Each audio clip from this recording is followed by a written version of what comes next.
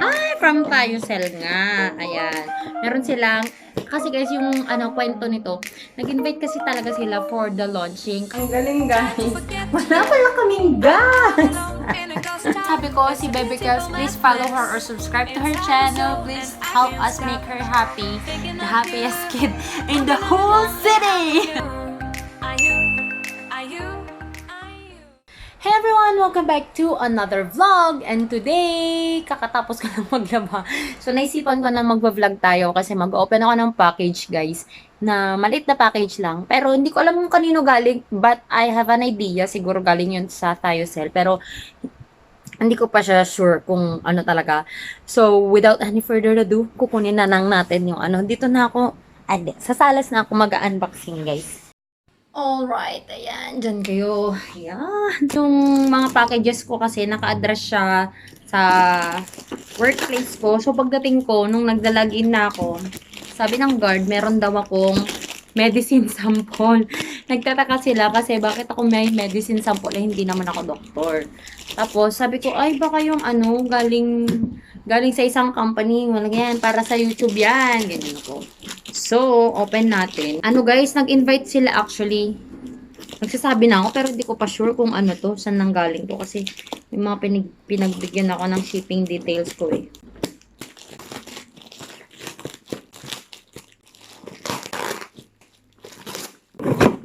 Ay, from Tayusel nga. Ayan. Meron silang, kasi guys, yung kwento nito, nag-invite kasi talaga sila for the launching. Kaso, nung time na yun, kailangan ko umuwi ng Ilocos. Tsaka nagawa na yung actually yung sked namin. Pero, off ko, nung June 20 ata.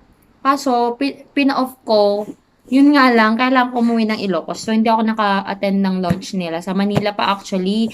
Yun yung mahirap guys, pag nandito kami sa probinsya, na gumagawa ng mga content.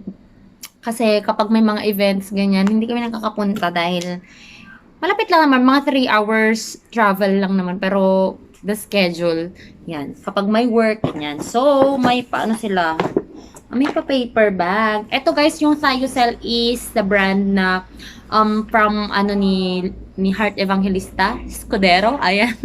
Tawang-tawa sila sa akin sa hospital. Kasi daw, hala, pag tinake mo yan, ganyan, magiging Heart Evangelista ka na. Baka mamaya, kayo na ni Jesus. Mga sira kasi yung mga nurses dun. So, ito guys, meron silang paler. Tingnan muna natin yung laman niya. Meron siyang, akala ko glutathione na ito, lozenges. Ayan. Meron tayong ganito. Lozenges. Lozenges form. So, ibig sabihin kapag lozenges, yung parang candy. Alam mo yung, na kasi strepsil yun. Yun yung mga lozenges. Yan. So, pero ito siya, glutathione siya. Oral cavity absorption, which is good. Kasi nga sabi ko sa inyo guys, yung absorption kapag dito sa mouth, halos parang kaparehas siya ng IV. Kasi hindi na siya dadaan sa gastro natin. Hindi na siya magme-metabolize ng ganyan-ganyan. So, more absorption yung nangyayari kapag dito lang siya sa mouth. Unlike sa oral na glutathione, dadaan pa kasi siya sa so madaming, halos mga 50% or less na lang yung na-absorb talaga ng katawan natin. So meron tayo nito, ilang kaya to? 500 mg gluta and 30 chewable lozenges. So, chewable siya na lozenges. Pwede siyang i-chew habang pinapatunaw sa mouth. Yun. Tapos halal daw siya. And then, meron din silang SPF 50. Ano to? Sunscreen lotion.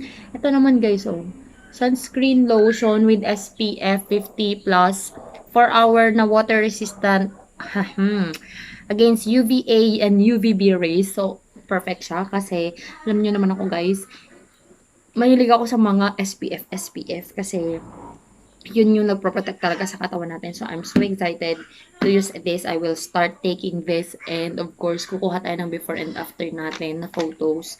Or kung hindi man, sabihin ko na lang sa inyo guys yung kung ano yung mga pros and cons. Abangan nyo. Kasi madami pumupunta dito sa channel ko dahil sa mga pampaputi na products. So, thank you so much guys sa pagpupunta sa channel ko. Alright guys, so nandito na si Len. Nagpapalengke ako sa kanya. And lulutuin muna natin yung mga pagkain ng mga dogs. Pakita ko lang. Iba, madilim. Madilim guys. Ayan, so lutuin natin para for the whole week may pagkain na yung mga dogs. So, may meal preparation kami para sa mga aso namin for a more efficient way of feeding them. Ayan. So, ito guys yung binibili namin, chicken head. 50 pesos per kilo lang siya. So, ang ginagawa namin is, inaadobo namin yan. And, ilalagay dito sa, ang tawag nito, sa ating pressure cooker para lumambot siya. Di ko natatanggalin tong ano niya guys, tong beak kasi matrabaho siya. So, pag nag-feed na lang kami, dahil nga na pressure cooker siya, sobrang lambot. Tatanggalin mo lang na ganun, tapos imamash mo sa rice nila. Okay na yun, matatanggal yung beak. Kaya no worries na magkaroon ng matitigas na part pag nag-feed. My love so wild, please give me a sign. My love so wild, please give me baby. My love so wild, please give me a sign. My love so wild, please give me. Ang galing guys. Wala pala kaming gas. So, magte-text muna ako. Ay, actually, nag-text na ako sa sa magde-deliver ng gas. Antayin ko muna yon. Pero for the meantime, anuhan ko na siya, timplahan ko na siya. We usually use the dato puti, ayan, na soy sauce, ayan.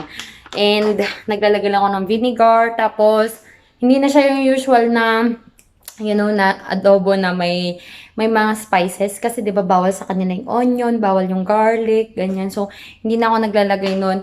Ano na lang, yung pangsabaw lang nila, yung toyo, tapos yung vinegar niya, para hindi masira. Para kahit naka-ref siya. Tapos, nilalagay na lang namin dito, guys. Yan, dito. Nakapack siya dyan. Para pag magpapakain kami, madali lang, hindi mo na problemahin. Kasi kung minsan guys, naka-toast lang yung kinakain ko, toasted bread lang. Tapos problema ka pa kung anong papakain sa aso. So, para iwas kami sa ganong problema. Kaya nagbi-meal prep kami para sa mga aso.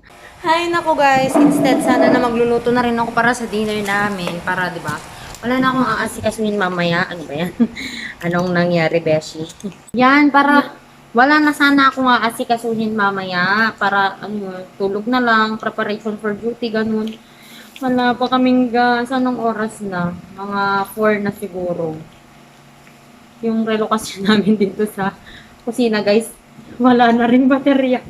Alam nyo, kasi nga galing akong Ilocos, 5 days ako sa Ilocos. Doon ako nag-weekend. Tapos, before weekend and after weekend, nandun pa rin ako. Pagdating ko dito, nag-duty ako. Tapos tuloy-tuloy na yung duty ko na halos may mga 2 araw na nag-16 hours ako magkasunod. So yung kasama ko dito na bata, si Len, nagkita lang kami kahapon, that was Saturday morning. Nung lumabas ako galing sa kwarto ko para mag-breakfast. Yun lang. Doon lang kami nagkita from Tuesday up to Saturday. Hindi kami nagkita dahil sa medyo busy sa schedule. Kain tayo guys ng hopya. We got hopya here. Ito. Yung ganito guys na hopya. Yung laman niya is sibuyas. Ito yung favorite ko na bread. Ayan. Kahit wala nang ibang bread. Kahit ano pang palaman yan. Sa hopya pa din ako. Pero yung sibuyas. Pero kapag hopya munggo, ganun, hindi ako kumakain. And of course, I don't eat hopyang baboy kasi I don't eat baboy. And nagpabili din ako guys ng cheese bread. Ito siya, ang laki. Kasi doon sa bagong luto usually itong mga to. So masarap siya na kainin, meriendahin. Lalo-lalo na pag bagong luto. Hey guys, it's officially the after 1 week of the previous vlog, I guess. So, parang after 1 week na siya.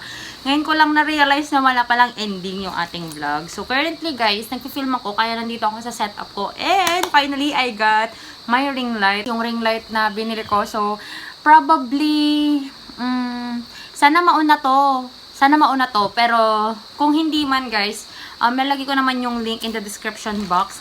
Sa mga nagtatanong po kung saan yung may mura na ring light, ganyan. Yun guys, malalaman nyo sa video ko sa unboxing ko. Siguro unahin ko na lang na i-publish ito. After this vlog will be Batangadan Falls. Kasi sobrang delayed na yun, guys. Actually, May pa ata nung pumunta kami, wala pang pasok. May pa yun, pero i-film ko pa lang ngayon yung parang pag-i-explain ko sa pagpunta namin dun, guys. Kasi madami ako kailangan i-explain sa inyo yung mga tips, ganyan, para hindi kayo maharbatan. Maharbatan talaga. After this vlog will be Batangadan Falls, and then the unboxing, and then the review of the Fresh Lab na milk shampoo and conditioner. Ayun, guys. So, yun yung pagkakasunod-sunod. So, mag-film ako nitong mga susunod pang araw after duty ko. Kasi, di ba, may ring light naman na tayo. We can film at night. So, ayun muna, guys, yung gagawin ko para matapos na. Kasi, ang dami kong backlogs na sa inyo. Sobrang busy kasi, guys, sa work. Tsaka, uwi sa Ilocos. Di lang ako nag-vlog pag nasa Ilocos ako. Kasi, ewan ko ba, wala kasing signal doon ng internet. So, why not unplug na lang din from everything. Ay, guys, meron pala akong i-announce. May YouTube channel na si Bebe, pero isang video pa lang yung nilagay ko doon, yung in-upload ko. Kung nandito na kayo noon pa, alam niyo kung sino yung si Bebe. Yung pamangkin ko, guys, nasa Canada na kasi siya. And she is so happy. She was so proud of the 4 subscribers na meron siya. Yun yung siguro susunod na ipopost ko, yung sobrang, I have 4 subscribers, tita. Yung, literally, that's a lot. Ganyan siya. So, sobrang happy niya, guys. Kami lang naman yung nakasubscribe doon. Sobrang happy. Please subscribe to her para mas maging masaya pa siya. Alam mo yung kahit hindi na kayo mga subscriber daw niya, sobrang happy niya. So, I'm done filming, guys. Ayoko na. Sobrang na. Pagod na ako. And maglalaba pa ako actually. Tsaka magpre-prepare for my duty tomorrow. And guys, I hope you will watch my videos. Ayan. And guys, ano nga pala yung sinasabi ko, si Bebe Kels, please follow her or subscribe to her channel. Please help us make her happy. The happiest kid in the whole city! Sobrang happy niya kasi talaga, guys. Sobrang yun yung mga nagpapasaya sa kanya. Yung alam niyang may nanonood sa kanya. Ganyan. So, ayun. Salamat, guys, sa mga nagpapasaya sa kanya na mga subscribers ko na nanonood sa kanya. Mga nagpapa-video, nagpapag-greet ng birthday. Ganyan. Sobrang thankful kami sa inyo kasi alam nyo, feel niya na meron siyang meron siyang mga friends sa kabilang side ng internet. So, yan lang yung vlog natin for today, guys. I hope you enjoyed watching this video. And for the Thiocel, I will be reviewing the product for after 2 weeks. Parang ilang days pa lang naman ako na nagtitake ng Thiocel. So, parang wala pang 1 week actually. Ni-start ko lang kasi siya this week. So, yun, guys. I will just update you. And for my skin, oh my goodness. Hindi ko na alam, guys, yung gagawin ko. Kasi may nire-review ako. Hindi ko alam kung itutuloy ko pa o hindi. Yung purging. Yun, guys. So, I will update you in everything that I will be doing for my skin. And thank you so much, guys, for watching. And hopefully, we will celebrate the 20k subscribers soon. And if you haven't followed me yet on my Instagram and on my Facebook, the name is Joy of Mia. And I'll talk to you guys on my next one. Bye! Mwah! My love so wild.